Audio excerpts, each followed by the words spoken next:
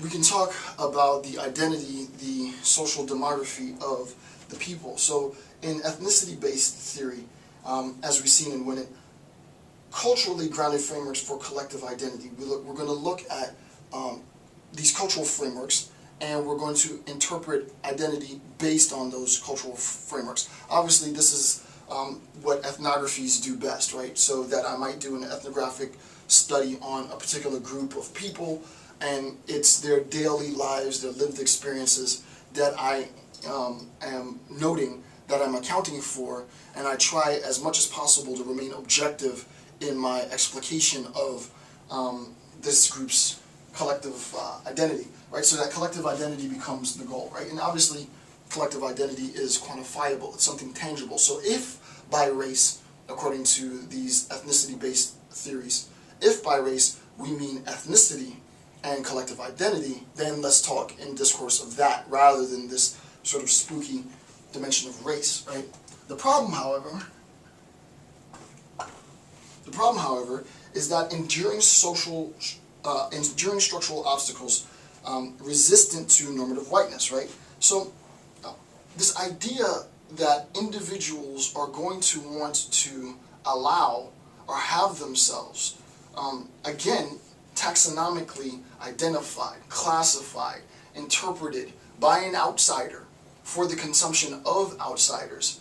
This idea that there is still this desire to assimilate or to have their livelihoods, their meaning, their experiences interpreted and intelligible to the hegemonized population is problematic, right? So what Winnet says in this is enduring structural obstacles, they're going to resist normative rightness, right? So there's going to be a resistance.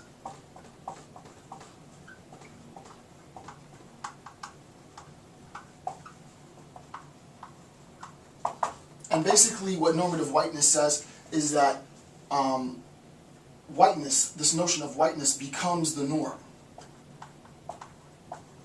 Becomes the quote-unquote measuring stick. Right? Which all other groups are measured, right? The closer you are on this strata, right? The closer you are to being white, the better you are. The further away you are from being white, the darker in shade you are, the worse you are. Right? Until you get to a point way down at the bottom where you are subaltern. And you're essentially non-existence, right? So that you have this contrast between the existence, right? You have the contrast between the existence and its complete antithesis, right? Anti, the non-existent, right?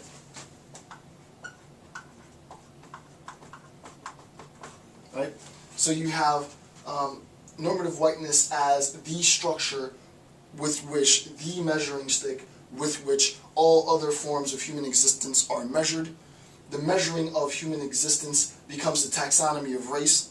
The closer you are to that norm, the better you are. The further away you are from that norm, the worse you are, until you get to a point where you don't even exist, right? Where your existence isn't even recognized or acknowledged by those in the highest echelons of power.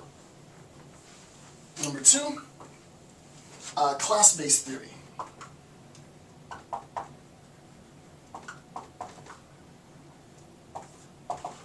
Class-based theory. The goal, right? The goal of these class-based theories, quote, group-based stratification and economic competition.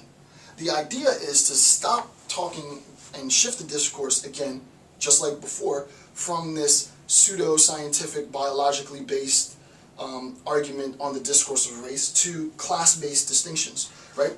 Where we can talk about group-based stratification and economic competition. In this class-based argument, and this I'm going to tie this into West in a second. The argument is we can describe and discuss race with respect to socioeconomic strata, and we do this, and we don't even know that we do this, right? When you think of, when I say low income, and at least in the States, probably anywhere in the world I would suggest, right? When you think low income, when you think impoverishment, when you think underclass, you have an image in your head, right?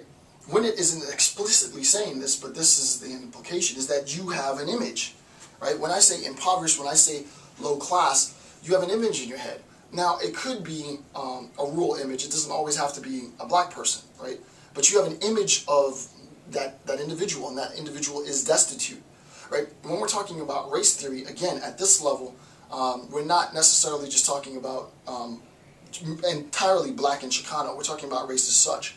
The image of the poor, rural, poor white trash, as it's called in the States, or the hood, ghetto, welfare mama, those two contrasting images are class-based distinctions, and we attempt to say that we point, and we say that we can identify their existence within the stratification of economic competition.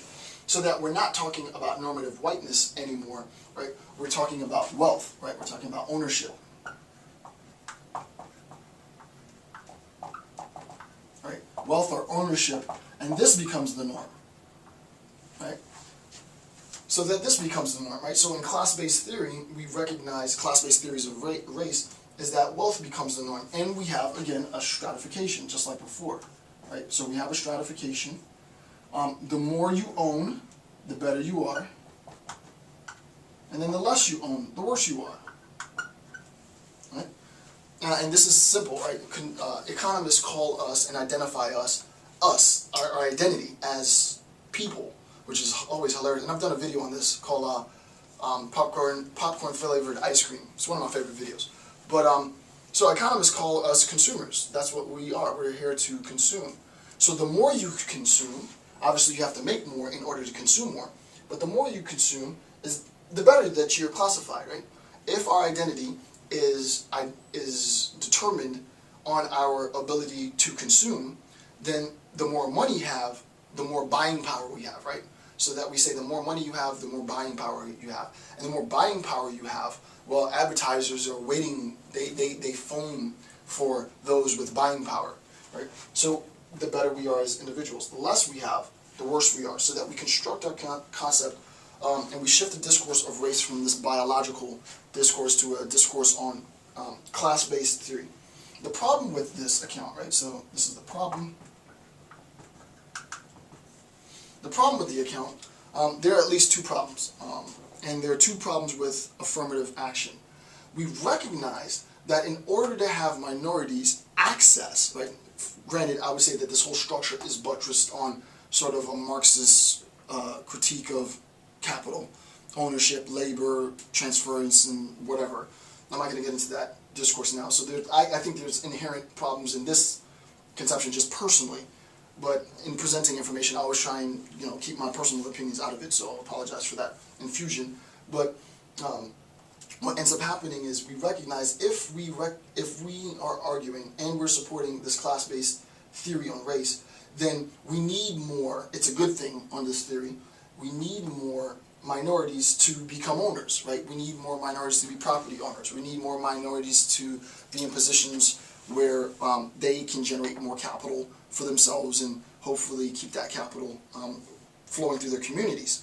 The problem is that, one, inequalities within racially defined minorities undermine social cohesion, right? Inequalities, when it says, and I think he says rightfully, that inequalities within the population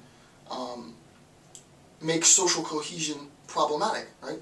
So you will have very, very affluent minorities, and you'll have very, very destitute minorities, and the affluent minorities are going to parrot what they've heard from this normative whiteness, right? And later I'll talk about this because this is where I think Wes really, really hits home in his discourse on the Protestant ethic, specifically the Protestant work ethic. But I don't want to jump the gun yet, because I think he and Winnet's discourse are completely compatible.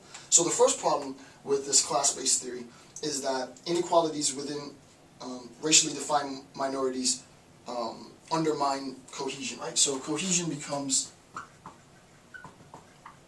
problematized by